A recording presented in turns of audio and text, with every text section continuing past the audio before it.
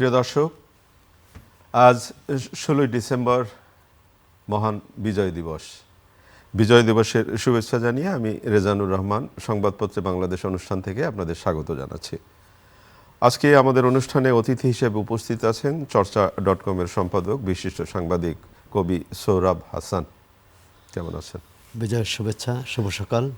আপনাকে শুভ সকাল। পত্রপত্রিকায় প্রকাশিত কয়েকটা গুরুত্বপূর্ণ শিরোনাম পড়ে শোনাই আপনাকে, তারপর আমরা আলোচনায় যেতে চাই। প্রথম আলো, গণতান্ত্রিক ব্যর্থতার সুযোগ নিয়েছে মুক্তিযুদ্ধ বিরোধী শক্তি। যখন সবচেয়ে ঐক্যবদ্ধ থাকার কথা তখন আমরা বিভক্ত। দৈনিক যুগান্তর, আজ মহান বিজয় দিবস, হাদির হামলাকারীরা ভারতে, জনমনে ক্ষোভ। কালের কণ্ঠের শিরোনাম, আগামী সরকারের বড় পরীক্ষা অর্থনৈতিক সংকট ব্যবস্থাপনা, ৩৩৬ জনের গেজেট বাতিলে সুপারিশ। দৈনিক সমকাল, অস্ত্রের লাইসেন্সের মেয়াদ ও দেহরক্ষী ভোটের ১৫ দিন পর পর্যন্ত থাকবে, মহান বিজয় দিবস আজ। দৈনিক ইত্তেফাক, এয়ার অ্যাম্বুলেন্সে হাদি সিঙ্গাপুরে। আমার দেশ, বাংলাদেশের পথ চলা এখনও নিষ্কণ্টক নয়, আজ মহান বিজয় দিবস। বাংলাদেশ প্রতিদিন, মহান বিজয় দিবস আজ, সবার উপরে মুক্তিযুদ্ধ। দৈনিক করতোয়া, চিরগৌরবের বিজয় দিবস আজ। মানবজমিনের শিরোনাম, তারুণ্যকে প্রাধান্য দিয়েই আসছে বিএনপির ইশতেহার, এয়ার অ্যাম্বুলেন্সে সিঙ্গাপুরে নেওয়া হলো হাদিকে। আলোকিত বাংলাদেশ, জাতিকে ঐক্যবদ্ধ করার শপথ, আজ মহান বিজয় দিবস। হাসিনা কামালের দণ্ড বাড়িয়ে মৃত্যুদণ্ড চেয়ে আপিল। সময়ের আলো, মহান বিজয় দিবস আজ। দিনকাল, আজ মহান বিজয় দিবস, আসন্ন নির্বাচনে অতীতের চেয়ে যে কোনো সময়ের চেয়ে জটিল ও গুরুত্বপূর্ণ, তারেক রহমান। রূপালী বাংলাদেশ, মুক্তিযুদ্ধের স্মৃতিচিহ্ন ক্ষত নিয়ে দাঁড়িয়ে। ইনকেলাবের শিরোনাম, ভোটের আগেই ইসির ঢিলেমি, ঐক্যবদ্ধ থাকলে ষড়যন্ত্রকারীরা পিছু হটতে বাধ্য হবে, তারেক রহমান। খবরের কাগজের শিরোনাম, মুক্তির সংগ্রাম চলছে সরবে ও নীরবে, সিঙ্গাপুরে হাদির চিকিৎসা শুরু। আপনি শিরোনাম শুনলেন। আজকে সেই আনন্দের দিন, আমাদের মহান বিজয় দিবস ১৬ই ডিসেম্বর, এবং প্রথম আলোতে বিশেষ লেখা শিরোনামে একটি লেখা ছাপা হয়েছে। এবার সেইটার শিরোনাম পড়ে আপনাকে আরেকবার শোনাই। যখন সবচেয়ে ঐক্যবদ্ধ থাকার কথা তখন আমরা বিভক্ত। আপনাকে ধন্যবাদ। আজকে বিজয়ের, আমরা ৫৪ বছর পেরিয়ে ৫৫তম বিজয় দিবস উদযাপন করছি। সে সময় এই বিভক্তি, এই সংঘাত, এই হানাহানি, গুলিবিদ্ধ হওয়া, মানুষের নিরাপত্তাহীনতা,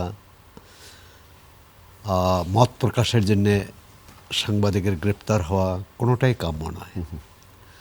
আমরা একটি সুন্দর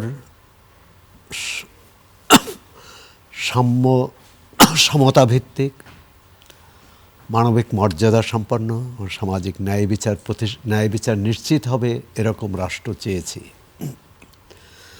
১৯৭১ সালের ১০ এপ্রিল যে স্বাধীনতার ঘোষণাপত্র জারি হয়, সেখানে কিন্তু এই কথাগুলো ছিল। এবং পাকিস্তানিদের বিরুদ্ধে আমাদের লড়াই ছিল কি বৈষম্যের বিরুদ্ধে, লড়াই ছিল গণতন্ত্রের পক্ষে। সেই লড়াই এখনও চলছে। ২৪শে আমরা বৈষম্যের বিরুদ্ধে একটি আন্দোলন হয়েছে, গণ অভ্যুত্থান হয়েছে, স্বৈরাচারী সরকার চলে গেছে, কিন্তু সেই ব্যবস্থাটি কিন্তু রয়ে গেছে, বৈষম্য কমেনি। বরং গত ১৬-১৭ মাসে দরিদ্র মানুষ, নিঃস্ব মানুষ আরও দরিদ্র হয়েছে, প্রান্তিক মানুষ। এখানে আমরা যে স্বপ্ন ছিল সাধারণ মানুষের, গণমানুষের, সেই স্বপ্ন কতটা বাস্তব। রাজনীতির উপরিকাঠামোয় এক ধরনের এটি কৃত্রিম, কখনো কখনো এটি মানুষকে ভুল বোঝানোর জন্য হতে পারে।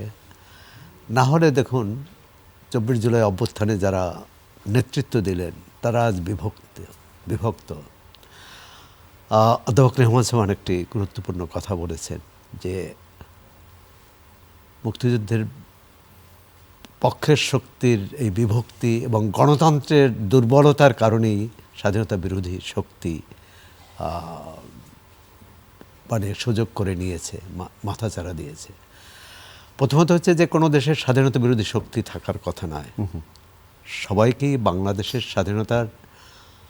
স্বাধীনতা মুক্তিযুদ্ধের চেতনার প্রতি আস্থা রেখেই অকুণ্ঠ সমর্থন অঙ্গীকার, রেখে। শুধু সমর্থন না, অঙ্গীকারের ভিত্তিতেই এখানে রাজনীতি, এখানে দেশ পরিচালিত হওয়ার কথা, কিন্তু আমরা সেটি পারিনি। আজকে যে জাতীয় ঐক্যের কথা বলা হয়, সেখানেও কি সবাইকে নিয়ে বলা হচ্ছে, না একটা পক্ষকে বাদ দিয়ে বলা হচ্ছে? আমরা একটা পক্ষকে বাদ দিয়ে তো আর জাতীয় ঐক্যমত্য হবে না। এই জাতীয় ঐক্যমত্যের কথা বিগত সরকারে যারা দায়িত্বে ছিলেন তারা দিনরাত বলতেন, তারা সবসময়ই করতেন এবং স্বাধীনতা বিরোধীদের বিরুদ্ধে লড়াই করার কথা বলতেন। কিন্তু স্বাধীনতা বিরোধী কেন থাকবে, এটা হচ্ছে প্রশ্ন বাংলাদেশে। সবাই বাংলাদেশের প্রতি যারাই আনুগত্য প্রকাশ করছেন, যারাই এদেশের নাগরিক, সবাই এদেশের তাদের প্রতি কী বলে, তাদের নাগরিক মর্যাদা এবং তার নাগরিক হিসেবে তার অধিকার পাওয়ার কথা। আমরা মুক্তিযুদ্ধ করেছি, কিন্তু মুক্তির যে গন্তব্য সেখানে যেতে পারিনি। আর 54 বছর কিন্তু কম সময় নয়। 54 বছর অনেক রাজনৈতিক উত্থান পতন হয়েছে, সেটা কিন্তু সবই ক্ষমতার লড়াই।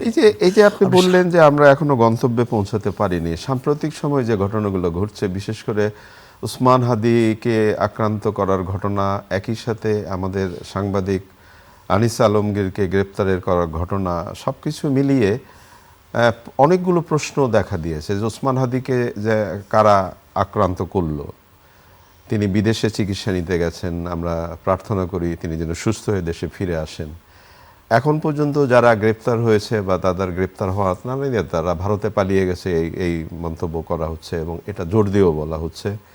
এবং একই সাথে সন্ত্রাস বিরোধী আইনে গ্রেপ্তার হয়েছেন আনিস আলমগীর এবং সম্পাদক পরিষদের নিন্দাও জানিয়েছে। এবং সম্পাদক পরিষদ যেটা বলেছে যে আনিস আলমগীরকে গ্রেপ্তার সাংবাদিক নিপীড়নের স্মৃতি উস্কে দেয়। তার মানে এর আগেও ঘটনা এরকম ঘটেছিল, অন্যরা ঘটিয়েছিল না, আগে তো ঘটেছে এবং ঘটানো হয়েছে, তার বিরুদ্ধে কিন্তু গণ অভ্যুত্থান। মানুষের মত প্রকাশের স্বাধীনতা ছিল না, সেই স্বাধীনতা অর্জনের জন্য এতগুলো জীবন দিয়েছে, এত মানুষ জীবন দিয়েছে, এতগুলো প্রাণ ঝরেছে। আমরা একটা বিজয় অর্জন করেছিলাম। অনেকেই বলে যে মুক্তিযুদ্ধের পর এটা দ্বিতীয় বিজয়, কিন্তু সেই বিজয়কে আমরা ধরে রাখতে পারলাম না কেন? আজকে কেন রাজনৈতিক অঙ্গনে এই হানাহানি? সাদির মত পথ যাই হোক, তিনি এদেশের এবং তিনি জুলাই সম্মুখ সারির যোদ্ধা এবং তিনি এদেশে একজন নাগরিক। তার কথা বলার অধিকার আছে, তার মত প্রকাশের অধিকার আছে এবং তিনি নির্বাচনে প্রার্থী হওয়ার ঘোষণা দিয়েছিলেন। তিনি একটি সংগঠনের নেতা। তার উপর কেন আক্রমণ হবে? সরকার এটা কেন, মানে সরকারের বিভিন্ন গোয়েন্দা সংস্থা, মানে এই ধরনের যে যারা নিরাপত্তা ঝুঁকিতে আছে সেটি সরকারের জানার কথা। আর যদি না জেনে থাকে তাহলে তার গুলিবিদ্ধ হওয়ার পরপরই আনিস আলমগীরের গ্রেপ্তার হওয়া, আরও কয়েকজন সন্দেহভাজন। এবং একটা প্রশ্ন যে যাদের সন্দেহ করা হচ্ছে, যারা পালিয়ে গেছে বলা হচ্ছে, অথবা এই গাড়ির যে মোটর বাইকের মালিক, তাদেরকে কয়েকজনকে ধরা হয়েছে।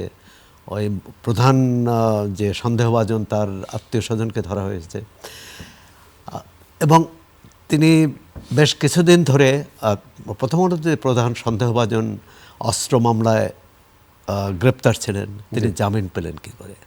আমরা তো দেখেছি গত 16 মাসে রাজনৈতিক নেতা, সাংবাদিক, অন্য পেশার মানুষ, তারা অনেকেই জামিন পাননি।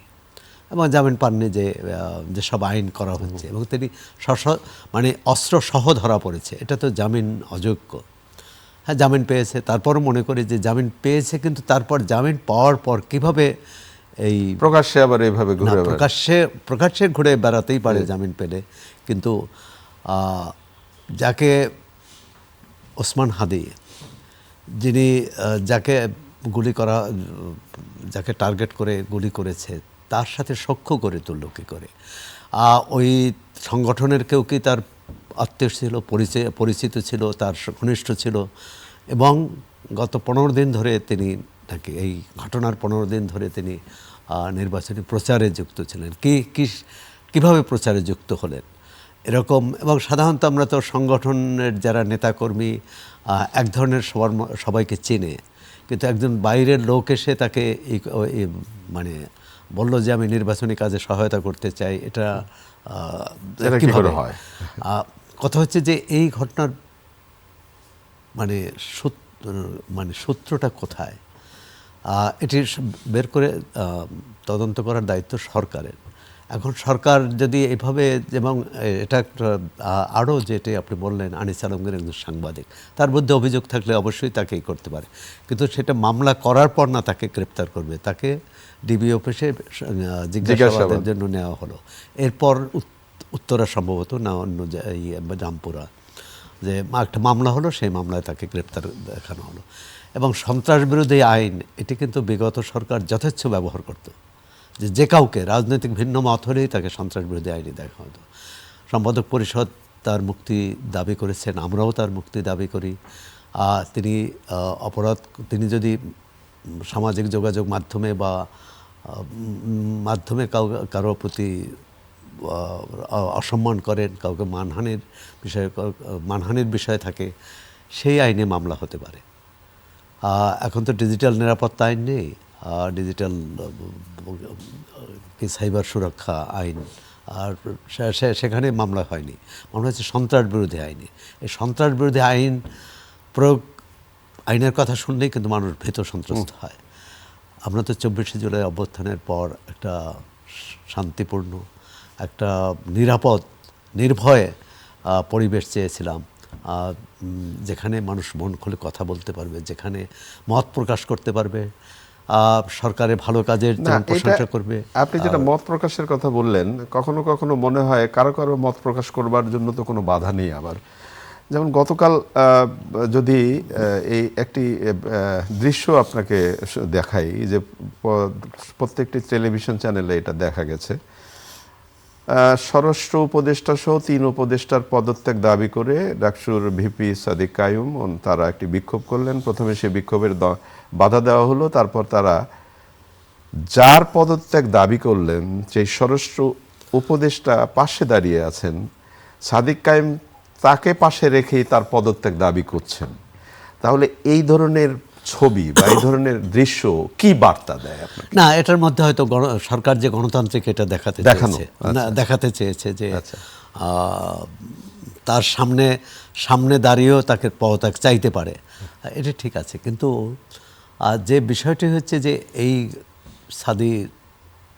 হাদির যে হত্যা চেষ্টার এর রহস্য উদ্ঘাটন হবে কিনা। তারা তো অপরাধীদের ধরার জন্যই কিন্তু তার পদত্যাগ চেয়েছে, আইন উপদেষ্টার পদত্যাগ চেয়েছে, পররাষ্ট্র উপদেষ্টার পদত্যাগ চেয়েছে।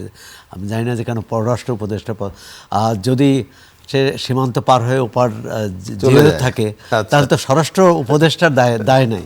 হ্যাঁ, স্বরাষ্ট্র উপদেষ্টা তাহলে ভারতকে যথেষ্ট চাপ দিয়েছে কিনা, এবং ভারত থেকে বলা হয়েছে যে এরকম কেউ আশ্রয় নেয়নি। এখন সবটাই হচ্ছে যে প্রথমত হচ্ছে যে এই হত্যা চেষ্টার বিচার হওয়া, এবং আমরা চাই যে হাদি ফিরে আসবেন এবং ফিরে এসে তিনি তার স্বাভাবিক জীবনযাপন করবেন, নির্বাচনে তার যে কর্মকাণ্ড চালাবেন। একজন যে কোনো নাগরিকের জন্য এটি সত্য। তিনি একজন নাগরিক হিসাবে, একটি সংগঠনের নেতা হিসাবে এই তার অধিকার আছে।